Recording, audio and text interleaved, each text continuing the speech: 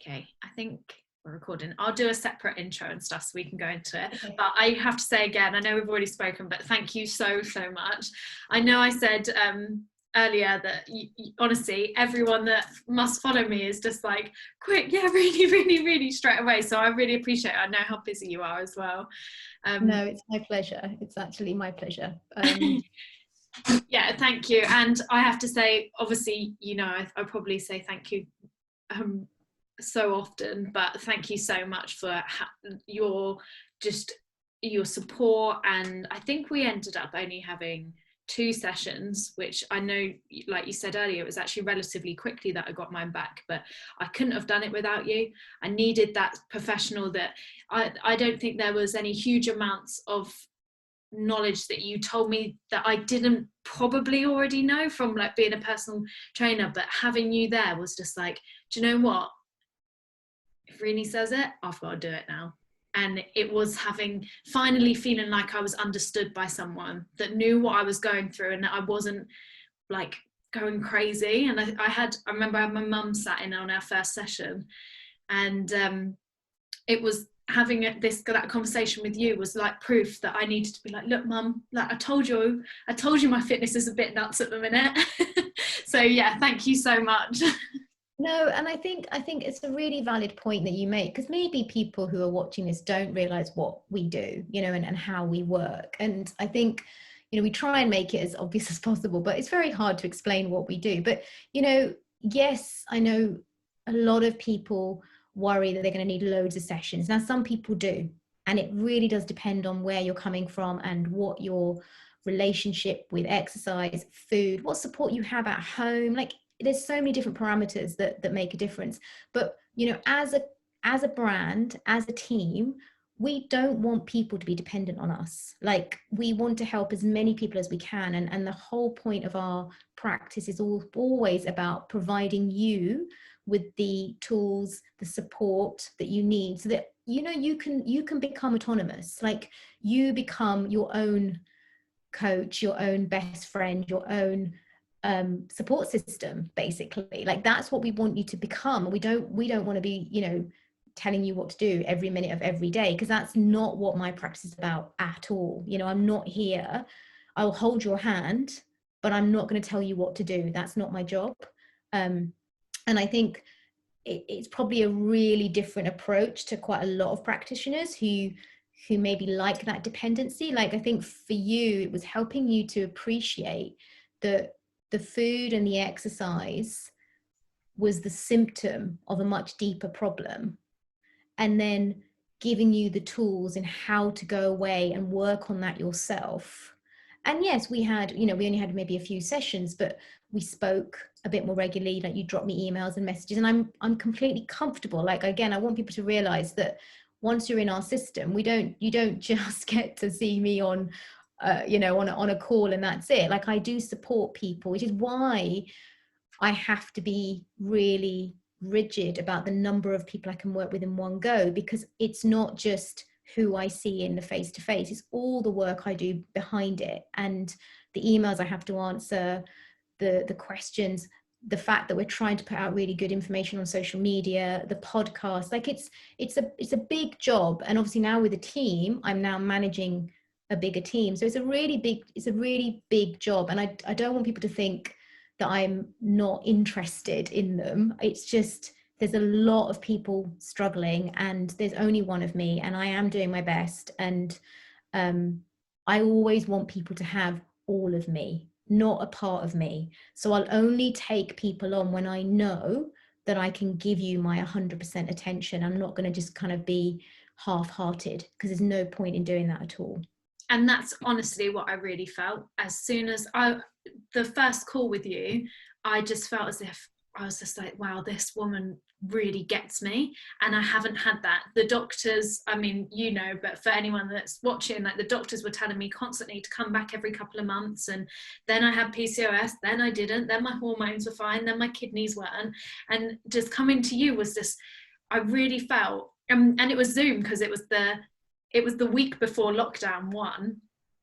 And I just, even though it was over Zoom, where like we obviously all weren't comfortable with Zooms, I just felt so much warmth and so much like, I can do this now. I can really do this. So yeah, thank you. Well, so this morning I put out on Instagram, finally I'm interviewing you and ask me questions. And oh my Lord, it was flooded as expected.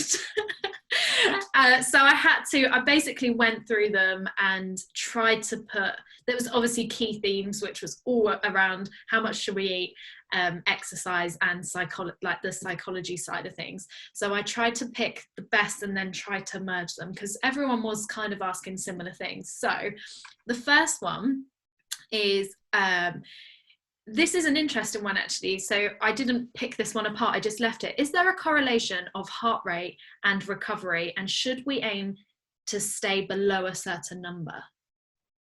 So it's a really good question, and I'm going to answer it in two ways, because I'm not 100% sure what she means by recovery, whether she means hypothalamic amenorrhea recovery or whether she means recovery from training, and I'm assuming it's a she. So yeah, that's all I've got. So I think the first thing to remember is that if you are in low energy availability, which you probably will be if you don't have a period, your body is going to be in preservation mode. So you will have bradycardia, which is low resting heart rate. Now, a lot of people associate that with being fit, but in this case, if you have low energy availability, that bradycardia, that low resting heart rate, is actually because your body is trying to preserve energy. So when you start to recover, as in when you start to give your body enough energy and your metabolic rate kicks back in, which you know what that feels like, because you start to feel a bit warmer, you start to feel a bit more satisfied, you start to, you really see a difference. Yeah, absolutely. Then your heart rate will increase. Okay, so that's a normal thing. And when it does increase, don't panic. That doesn't mean you're getting unfit. It's just that your body is trying to deliver the energy and the oxygen to all the areas that have probably suffered without it for a very long time. Eventually your heart rate will readjust again. So like with when we talk about when you get your period back and your hormones adjust, we usually say give it 3 to 6 months so that the body really does know that the threat of low energy availability has disappeared completely. And then your body will start to adapt, and you'll probably notice then that as you start training again, and as long as you're fueling correctly and you're not going back to previous behaviors, you will start to notice that the trend in your heart rate, whatever that's meant to be, will improve. Something we've also noticed as a team, and I'm not going to take credit for this because this is actually one of the members of my team, Bernadette Dancy, this is her area of expertise. And we've been talking a lot about using heart rate variability for monitoring. And I think I spoke to you about it as well. But one thing we have noticed, and she's actually gone away and done all the research, because this is what we are as a team. We go away and we research things. And you've got to remember, RED-S, low energy availability, is a still relatively new area and concept. Like, it's been happening for years, but it's a new research area. People are only really talking about it now. And we've seen, and what Bernie has told us and has sort of delivered to the team, is that maybe in our population that we mainly work with, heart rate variability might not be very useful, because low energy availability seems to have obviously a negative effect on our heart rate and again, and on your nervous system, because you're in a stressed out state all the time. So we're using that information now, and kind of when we've helped restore somebody, then we would start to use heart rate variability to help them then monitor their training load as they move forward. I guess this is probably a good time to say that if you don't know your heart rate, it's not a big deal, right? I guess that's very much in like an athlete side, but I think if this was me maybe a year ago, no, 2 years ago, I would have been like, oh my gosh, I need to start tracking my heart rate variability and all of this. But is it a huge thing, or is it more in like that athlete recovery that we should sort of?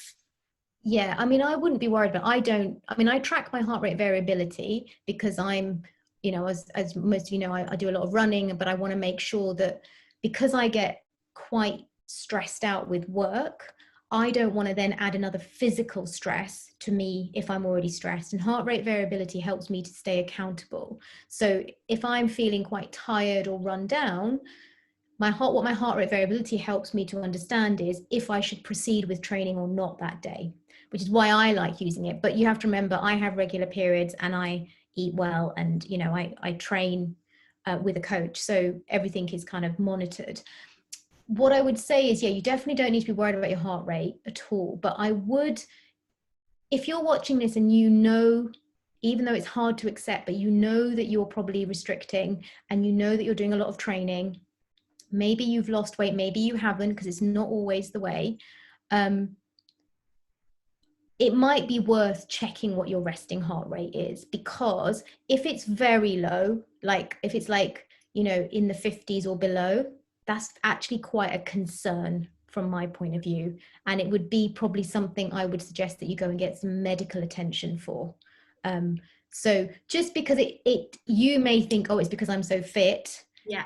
But it's actually probably your body going, hang on a minute, I'm not coping very well. So I know that's really hard, like, especially if you're in the midst of it and you're scared, and I get that you're scared, but please don't be scared. Go and get some medical support, because it's really important. 18-year-old me has just gone, oops. Because I was so proud. I was flaunting that round on my Fitbit, like, and I know Fitbit's not the most accurate, but I was flaunting that. I'm like, yeah, we'll see how low that is. And little did I know, I was just my hormones weren't that great. So from the training side of, sorry, yeah. from a I was going to say, so if it's from if the question that's being asked is, should we keep heart rate to a low level in training, the answer is yes, absolutely. What we understand, and again, I want you to know that research is still being done, but what we understand is that when the body experiences stress, this is when it tends to kind of obviously produce more cortisol, which is your stress hormone, and then tends to shut down your hypothalamus and affects then the production of your hormones. We also know, and there's lots of really good evidence for this, is that luteinizing hormone, which is your hormone responsible for ovulation, is what we call is called a pulsatile hormone. So it goes up and down continuously. And what we do know, and this is from studies way back in, like, when we first talked about female athlete triad all those years ago, is that exercise intensity particularly seems to flatline luteinizing hormone, which is why we talk a lot about reducing the intensity of training. So, I know lots of people ask you, did you have to stop your training? Did you have to, and the answer is that it's going to be different for everybody, because it depends on how you present. But in your case, Chloe, you were, yes, your weight was lower than it should have been, but you were not super underweight that I was panicking and stressing about that side of stuff. So we were able to allow you to do some training, but we took out all intensity. And I think what I would say is there is no one size fits all. Like, it is not, you don't have to have the all-in approach. You don't have to have, a reduction and in a certain way. It's, everybody is different. And this is why in our clinic, we do a full assessment, which is why we ask for bloods, which is why we tend to spend a whole hour the first time just getting to know you, getting to know your history, getting to feel where you're coming from, what your lifestyle is, because all these things will then feed into what decisions we make next for you. And I know there's a lot of numbers get bandied around, and you need to eat this many calories, and you need to do this amount of training, and you need to stop doing this. And I get asked that question. I mean, my Instagram is full every day of people asking me the same question, like, do I need to stop my training? And the answer is, I don't know. And I can't answer your personal questions because I just don't know until I meet you. And that's not me trying to make more work for myself in the clinic, because we are full, but it's just explaining that there is a process, that there's a reason. And just to give a slight side on this, recently we had a client that came into our team who was your classic kind of low energy availability, very, very stressed out, and was struggling to eat because a lot of stress was going on in her life. And we asked her to do the blood like we did with you, Chloe. And under normal circumstances, nobody would have asked her to do those bloods, but obviously we do because it's something we always want. And it's so good we did, because her hypothalamic amenorrhea was actually linked to a medical condition. And so if we hadn't have asked for those blood tests, that would never have been flagged up, ever. It's giving me goosebumps. Yeah. And so the fact that it was flagged up, her GP can now act on it and get her the medical support she needs. And this is why we do bloods. We often get asked, why do we need bloods? It's because we have to diagnose by exclusion, right? Like even with the PCOS stuff that you and I were speaking about, if you have PCOS, there are certain parameters, there are certain numbers that we will see. And a lot of the times we don't see those when people are coming to us, because we see something very different. So this is why we ask for blood tests, because it is always a diagnosis by exclusion. And I think I really want to make that point very, very clear. And I guess while maybe for a lot of people, it is the whole increase of calories, which if you give a numb to it might help them. And I guess a lot of the time it is like what we were saying earlier of like reducing that intensity. Like you just said, it's not for everyone. And actually I was able to exercise because for the past year I had slowly been I'd gone into like more gymnastics than HIIT and stuff. So I was probably in a better place when I came to see you compared to when I was doing HIIT 7 days a week. Yeah, 100%. And I think that's it. It's not like we're taking away. I think, again, people panic and go, oh my God, I won't be able to do anything I want to do. It's actually about, again, and this is why I have incredibly knowledgeable people on my team. And I have people I speak to and go, right, okay, so this is what I need. Like this is the kind of plan I need to create so that we don't put too much pressure, but we give them something to work with. What can we do? And you know, this is we do go away and we do the research. Like we have people that we actually work with who are in the academic field, but then we're obviously applying that. You know, that's the thing that's really important, is that we don't just take their word for it. We're also reading around it. We're working with people day in, day out, and we're using all that information to create something that can work. And you know, bodies are complicated. They are not textbooks. So just because some academic paper is telling us that, you know, you need to do this, you need to do this, in my experience, that might work 7 out of 10 times. But 3 out of 10 times I've got to do something different. And I think that's the difference between an experienced practitioner and somebody who maybe doesn't really fully understand the extent of how the body works and has that kind of background. So yeah, I mean, I think it really is difficult. I know everybody wants a linear approach. Everybody wants a very like logistical and kind of scheduled way of working, because that's the kind of nature of individuals you are as well, in the sense that, you know, you want to get it right and you need to feel like you're doing everything in the right way. But life is messy and chaotic, and so is recovery. And it's kind of actually the tools we give you to understand that we're all navigating it. You know, like I don't have the answers to kind of making life work. Life doesn't always work out for me. You know, people might think it does. It really doesn't. I have a lot of things that don't go well for me, but I know how to handle myself. I know how to turn up for myself and look after myself when things don't go right.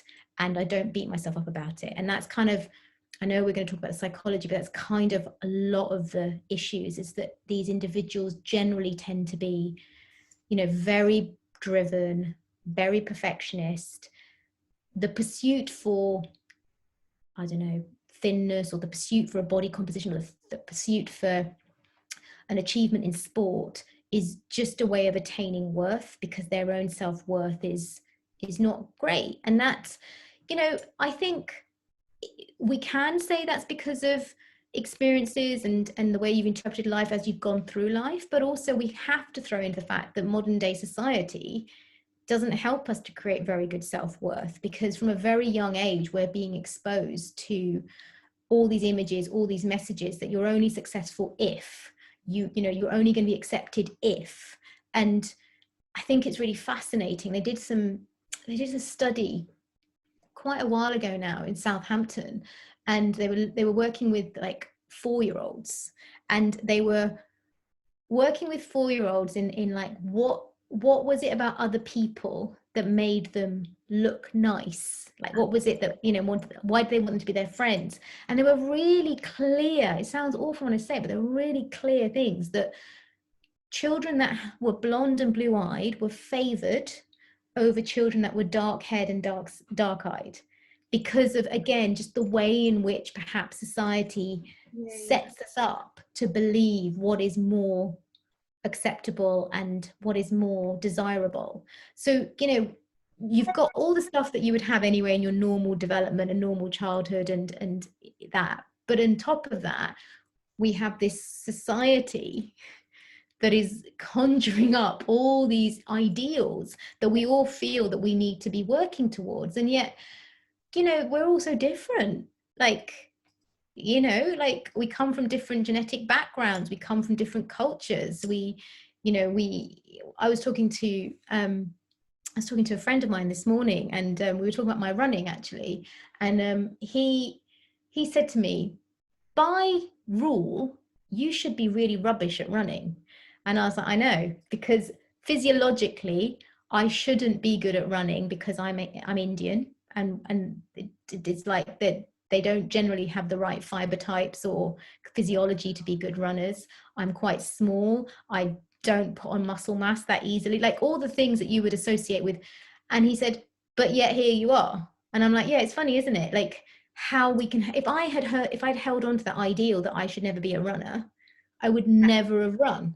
And yet here I am, and I run ultras and I do well, and I enjoy it. And so I think it's fascinating. I think we should never be trying to achieve an ideal. And I guess that's the thing, going back to psychology of this, is that individuals are constantly comparing themselves to everything else that's out there. Yeah.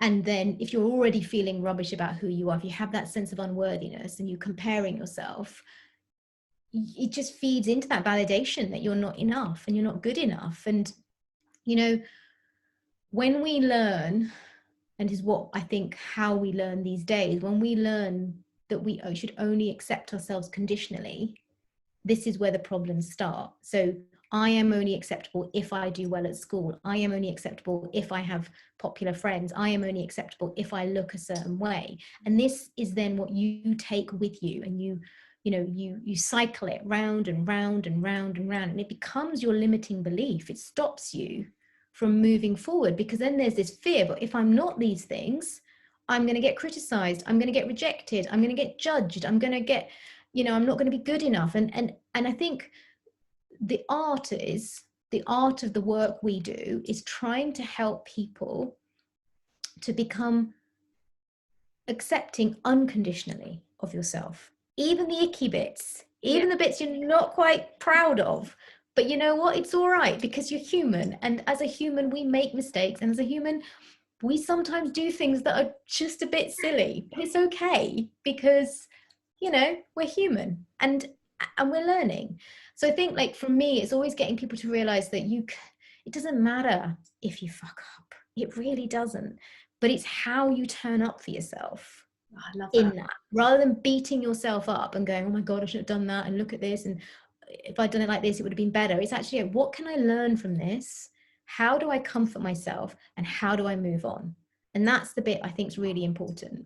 100%. I couldn't agree more. And in our first session, we actually dived deeper into kind of like the reasons about why I felt that I needed to exercise so much, why I felt I needed to be a certain size, and all of that. And I won't go into it now, but that was just amazing for me, because it made you realize that this it's so much more below surface level. Do you know what I mean? Like, it's not the fact that I've just got a problem with the fact that all I want to eat is salad and do loads of HIIT, but actually the problem is so much deeper. And you really helped me uncover that, of just being like, oh yeah. And one thing I always remember that you said to me, it was like, that's not your story now, like that's not your situation now. And I think that's it. We take our previous story and we make it our present story. Do you know what, Chloe? I have to remind myself of that every morning, because it's so easy to just go, yeah, but that always happens to me. Mm-hmm. And it's like, if you say that, you're mentally rehearsing that that is going to happen, right? So just because maybe in the past you got bullied because you couldn't play netball, for example, weird thing, but you know, just putting it out there. But then you get to sort of 25, 26, and you go, do you know what, I really want to play netball, or I want to play a different sport. But that fear of being rejected because you weren't accepted as being good enough for netball at that point stops you from the possibility of making new friends, having something fun to do, having a social life, because you're fearful that you'll get rejected based on your old story. But just because that happened to you as a kid, that doesn't mean it's going to happen to you as an adult. Yeah, Right? you helped me realize that I was replaying a story in my head that happened to me when I was 16 years old. And that was just like, oh, wow, this has gone on for however many years. And then I was able to kind of laugh at myself of being like, Christ, get over that then. And I'm not saying it was that easy. It definitely wasn't. You have to keep diving a little bit deeper. But that initial conversation was just like, oh yeah, and I'm not now. I'm 24. Why am I still doing something that like 16-year-old me was hurt about? Yeah, and I think the thing to remember is that nothing in life is permanent. No.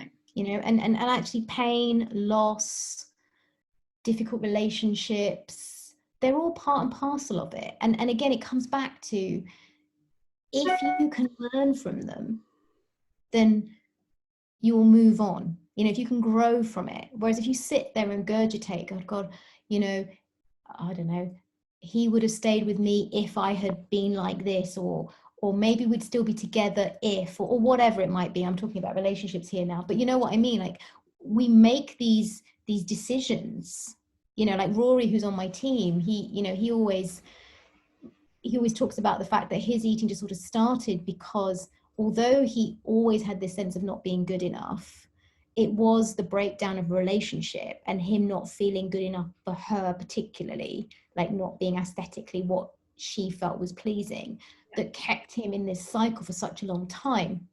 And those of you who follow me and know Rory, you know he's like the most gorgeous man on this planet. Like, he is, when I say that, I mean, yes, he's very handsome, but he honestly is the kindest person one of the kindest people I've ever met in my life. And you know, I love him dearly, and he knows that, and he's incredibly good at what he does, but he's also an incredibly good friend to me. Like, he's always there for me.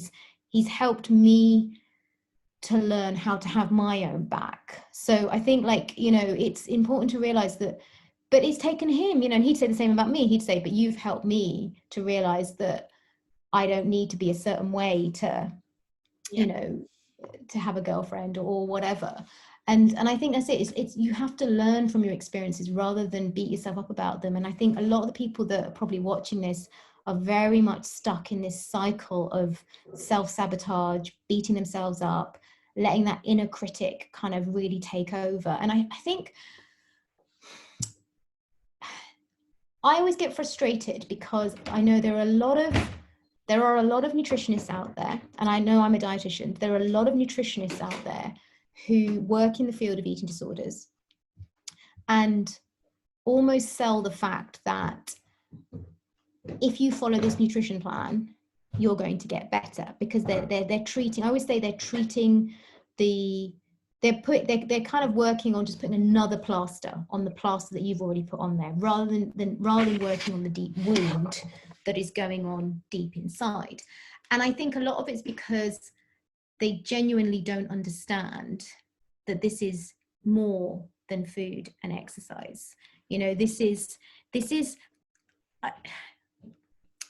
so what I mean is, there's also a lot of people who've had eating disorders who talk a lot about that eating disorder voice, you know, and I think this is slightly one of my, definitely something I find difficult, and I try not to vocalize it too much, but fundamentally that eating disorder voice that people talk about is you. It's your inner critic. Yeah, it's that part of you. It's your perfectionist mentality. It's that very, very critical part of you that has basically become dysfunctional and overrun. And we all have those parts of us. It's just that some people know how to manage it and some people don't let it dictate. And I think we talked a lot about, you know, thoughts, and we are not our thoughts, right? Our thoughts are, they're created by the sound bites that are going on around us. So if we're spending a lot of time on social media, for example, then we're going to pick up all the different kind of misconceptions, the myths that are being sent out there, that, you know, we have to look a certain way, we have to eat a certain way, we have to do this, and those are then creating those thoughts of, oh, I'm not good enough because I don't have my hair like that, or I'm not good enough because I didn't drink my kale juice this morning, or whatever it might be, right? And because that's what's going on. And the thing about thoughts and emotions and feelings is that they are real, right? They're trying to tell you something, but they're not always fact.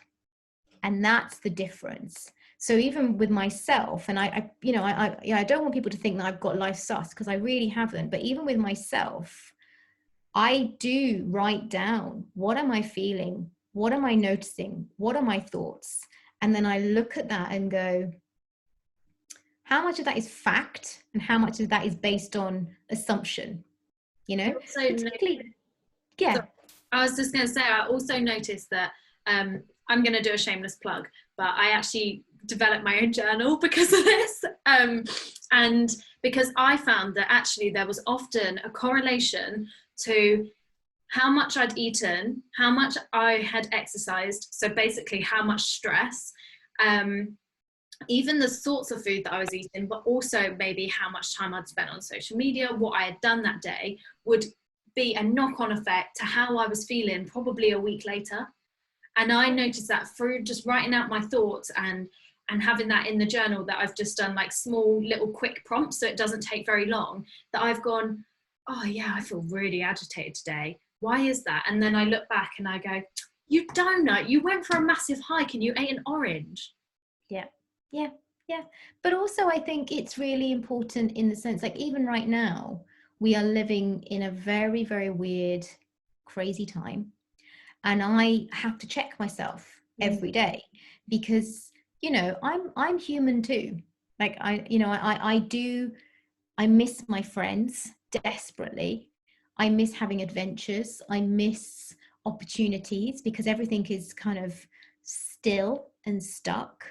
And I think I have to focus on what I do have right now rather than what I don't have. Because when we start going down that, oh, I don't have this and I don't have that, again, it starts to make us feel rubbish and you go down. And I think the biggest lesson I learned, and I actually learned most of my lessons, although I've had like a long career in this and everything else, I learned a lot of my personal lessons probably 5 years ago when my marriage broke down and I went into a really, really bad place. And in fact, I didn't work with clients at that point because I was in too bad a place to be able to offer any support to anybody else. And I did a lot of work at that point. And I realized then I worked with a therapist, but I did a lot of reading. That's what I've always done. I've always wanted to try and help myself. And the thing I learned was we have the power over our mind and our thoughts, and we have a choice. So we can choose to believe we're not good enough, and we can regurgitate, we can find validation, we can keep telling ourselves that that's what it is. But how does that serve us? How does that work for us? And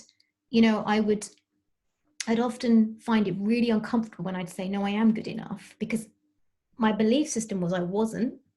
And that I was, especially because of what I was going through, I did feel like I'd failed. I felt like I'd broken down a family. I felt really responsible. And I had lots of negative emotions around that. But when I realized, I was like, when I first started saying to myself, no, I am good enough. And actually, if I wasn't good enough, why are all these amazing people like my friends wanting to support me? Why do they want to see me? Why do they want to have a coffee with me? Why do they want to take me out for a drink? Because if I was that bad a person, which is what I've been believed to make myself feel, then why are these people wanting to be part of my life? And I think even that is a really simple exercise to do, is that ask yourself, like, where's the evidence that you're not good enough? Where's the evidence that you have to be a certain size to be accepted? Where's the evidence that you have to eat in a certain way? You know, and actually, have these behaviors served you? And if you're sitting there right now going, well, actually, I've not had a period for however many months or years, then they're not serving you. 100%. Right? Yeah, that's what every time someone message me and says, like, you know, does it work, like, will I feel better and stuff, and I said, well, what have you got to lose? Because whatever you've been doing for the past however long hasn't served you anyway, because you haven't got a period. So you know, you might as well try something new. But I think, going on your point as well, of the whole, you know, are you regurgitating information to tell yourself? I think it's important as well to, like, check yourself in terms of who you're spending your time with as well. I found I was actually in quite a toxic place in terms of, and this is to no fault of their own, it's obviously how I interpret the situation, but the gym that I was at, and I'm still determined to go back with my best friend when we can to, like, rewrite that story, but I was a personal trainer there, and it was like full peak. You know, I had to train constantly. I had to train to get clients. I put the story together that clients came to me when I was training. So that meant I have to train to get clients.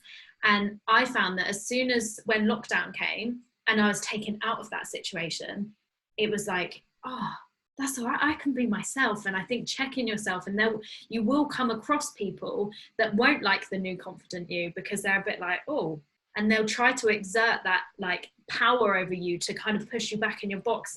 And that's where what recovery enables, and that's through having the right energy, because you've actually got the energy to be able to tolerate it, but having that, all your hormones working, you're able to mentally process all of what we've just been saying, like, around the psychology things. Whereas when you're suffering from HA and you're right in the pits of it with really low estrogen and stuff, to try and get yourself out of that is really tough, isn't it? Because like, your hormones aren't even playing ball, so how can you, like, and everything's obviously connected.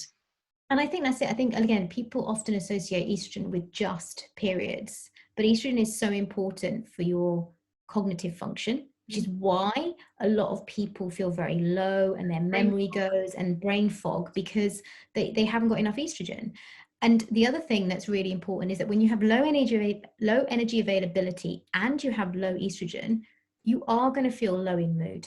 You are going to have that those depressive thoughts and feelings, because your body's tired and it can't think, and it's hungry and it's miserable. And that's what is going on for you. So, okay, maybe you have reached your body ideal in your head, and that makes you think that, you know, you're somehow okay, but you can't function. So how is that okay? And I guess one thing I want to give people is, there's always the fear, isn't there? There's always the fear that once you start, you won't be able to stop. Like, once you start to allow yourself to eat the foods, then you won't be able to stop, and that you're going to have to overshoot. Because again, we hear so much about this overshooting and kind of, like, you know, the horror stories that people say. Now, in my 20 years of experience, I've had 2 people who overshot, but it wasn't because of what I told them to do. It was because of different behaviors that were going on for them. Okay. And generally speaking, every woman I have worked with has never, ever gone above what their body wants them to be, which is within the normal range. Okay. It might not be what you want to be. It might not fit your ideal. But it's where your body wants to be. I think that was my biggest, sorry, just to jump in, that was my biggest, of, like, when I was 14 years old, I was really active. I had a horse. I obviously just ate what I wanted at 14. I was a size 10. Why then, at the age of 21, am I trying to force myself to say a smaller size? And then it's only now that I'm uncomfortable, and I'm like, of course, like, why would I be any different, like, to my 14-year-old self? Yeah, exactly. And I think the thing is, the body generally has a place where it works optimally. You know, something to remember is that biologically, the body is biased towards achieving energy balance. So what that means is that it always wants to go back to the place where it feels happiest, right? So yes, sometimes when you have been severely restrictive and you start to eat, it can feel like, oh my God, like I'm out of control and I've got hyperphagia, and I've done a really good podcast on this, so it goes into a lot more details. Yeah, it goes into a lot more details, but I think it's just remembering that generally speaking, the body's doing what it's trying to do. Like I always say, it is the most incredible piece of equipment, our body. You will never find anything like it anywhere else, because it works so beautifully in harmony, and it does what it tells, you know, it keeps us alive. And I think there's this, you know, again, there's this real misconception, because we're constantly hearing we should be moving more and eating less. We all believe that's what we should be doing. And yet our body actually, if you go away and read the studies and you look at the physiological studies and kind of go into it, our body actually operates best when we actually eat an awful lot and we move moderately high. So that's when our body is happiest. And when I look at athletes, particularly athletes I work with who do get it right, as in who do eat really well for the amount of training they do, they're the ones that are the leanest. They're the ones that have the longevity. They're the ones that don't get injured, and they just don't stop eating, you know, because they know that they have to. And I think it's interesting. Like, you know, I'm a woman in my 40s now, and when I was in my 20s and 30s, I probably did restrict a little bit. Like I probably didn't. I used to think, oh, I've done my long run, or but you know, maybe I don't need to eat quite as much because I don't want to undo all the stuff that I've done. You know, that was my, you know. And now I probably eat the most I've ever eaten, and it is nonstop. Like my teenage daughter's always like, "Are you eating again, Mum?" I'm like, "Yep, it's fine." And but I actually I'm probably in the best shape I've been. You know, my body responds better to my training. I recover really well. I was just talking to my running coach at the weekend, and he was like, he's like, we're at high mileage at the moment, and you're all right. I'm like, yeah, I feel really good, you know. And even a year ago when we were doing this high mileage, it wasn't because I wasn't eating. I think it was my body was just getting used to it. I just wasn't adapting. I was quite tired and having to pull back every sort of couple of weeks. And now, you know, we're sort of doing 4 weeks on, 1 week off in terms of mileage, and it's working really, really well. And you know, and he's like, well, it's because your body's adapted, because you've allowed it to. And I think that's needed. Yeah, I get a lot of messages. I'm conscious of the time, so I'll wrap up in a second, but I get a lot of messages about that whole weight distribution and water retention, and people are so scared of the weight gain. And I said, look, like it would be great to hear your opinion actually, just really quickly, if you're okay for time. But I just said, your body's got to trust you again. And now I find that I can train 3 times a week. I definitely probably could push it to 4 or 5 times, but I ovulated late this month. So I was like, well, I'm definitely not going to then. And it's about like, now I feel like, yeah, I feel in the best shape I've been, that I have completely no rules around food. I eat biscuits, I eat chocolate, and I exercise sustainably, but that's only because the body's trusted you and then adapted you. So what's, just real quickly, because I'm really conscious of your time, what's your take on this whole weight distribution, water retention sort of thing? So it's very normal that when you do restore weight, it will go on trunkily. So it will go on around your stomach, and there's nothing we can do about that. That's just how we have evolved. And we evolve like that because it's a way of the body protecting those vital organs that are all kind of here. Okay, so that's absolutely normal. I know it's uncomfortable. I know it feels rubbish, but it is what it is. And, you know, when I was recovering from my eating disorder, it was the same for me too. And I think the thing what makes it worse is that because you're so thin everywhere else, your arms and legs are quite thin. And then you have, you know, you've got this kind of, the weight's being restored back on the belly. You're even more noticeable because you're looking down on it. Yeah. To a certain degree. Nobody else can really tell, but you're looking down on it.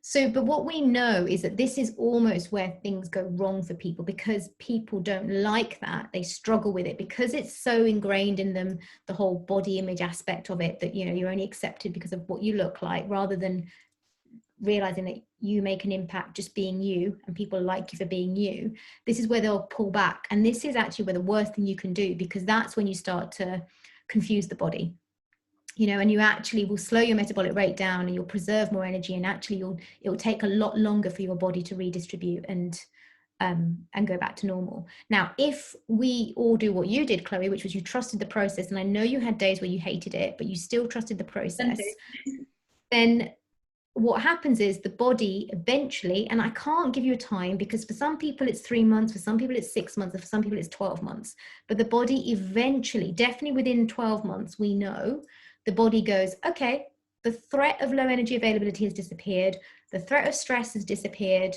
I can now start to adapt and redistribute. And it does happen. But I guess what I'm trying to say is recovery is slow. Just because you've made the decision that you want your period back now, that doesn't mean it's going to come back in 6 months or, like 6 weeks. It's going to take time. And the whole process in total can be very long. Like a friend of mine who's a really good practitioner in eating disorders, he always uses a rough rule of thumb that for every year you've been unwell, so for every year you've been restricting and overtraining, it's 3 months for recovery.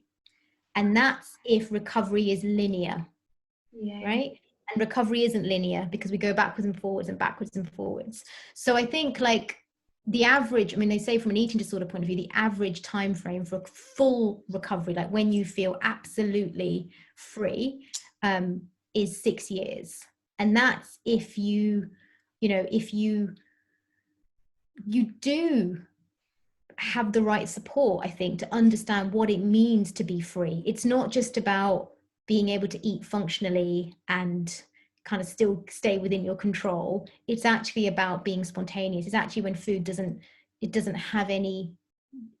define you, when your body image doesn't define you, when you can let your training go because actually your mate is having a bad time and they really need to go out for a drink. It's that is when you are free. It's not when your body has restored, but you still have to eat really carefully and you still have to plan your training. That's not recovery. That's functional.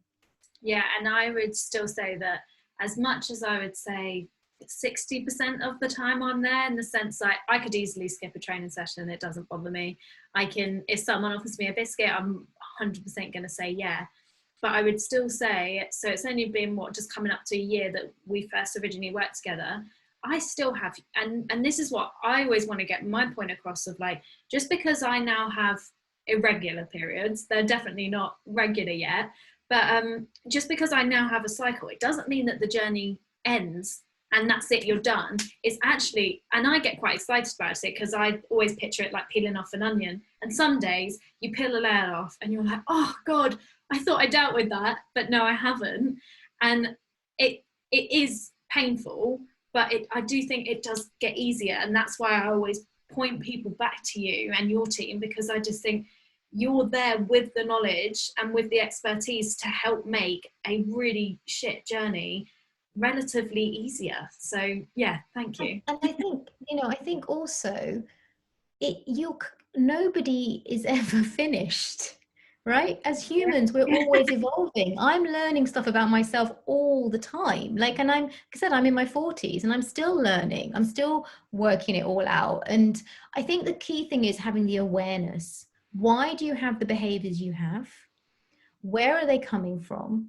And are they serving you? Like, they're the 3 things I would really work on. And like, if you have awareness, like I still have mornings where I wake up and I feel off kilter. I don't have any, I'll be honest, I have no body image hang-ups at all. I don't really have hang-ups about food either. But I still have days where I feel inadequate. I still have days where I don't feel right. I feel unworthy. I don't feel good enough.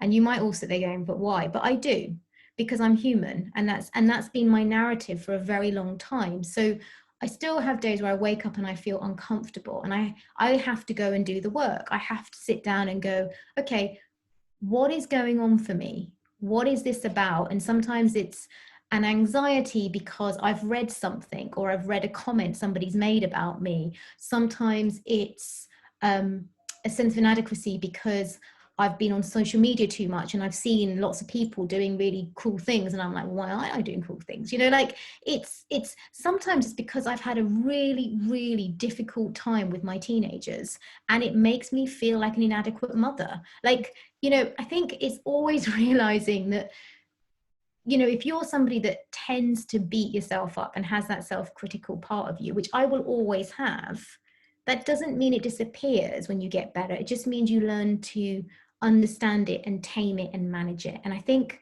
that's what I would really like people to take away from this, is that we are all ongoing in our journeys and we're all learning. But if you want to be free, and I honestly would say I have a completely, I mean, all my friends would say to you, people often don't realize that I've had eating problems, because I'm so free and I don't think about it. I'm very spontaneous, and I'm, you know, I just kind of, whatever's thrown at me, I'll eat it, because I'm not that fussed. And I'm not worried about it being necessarily nutritious or whatever. It's just, if I want a croissant, I'll have a croissant. You know, if I want a salad, I'll have a salad.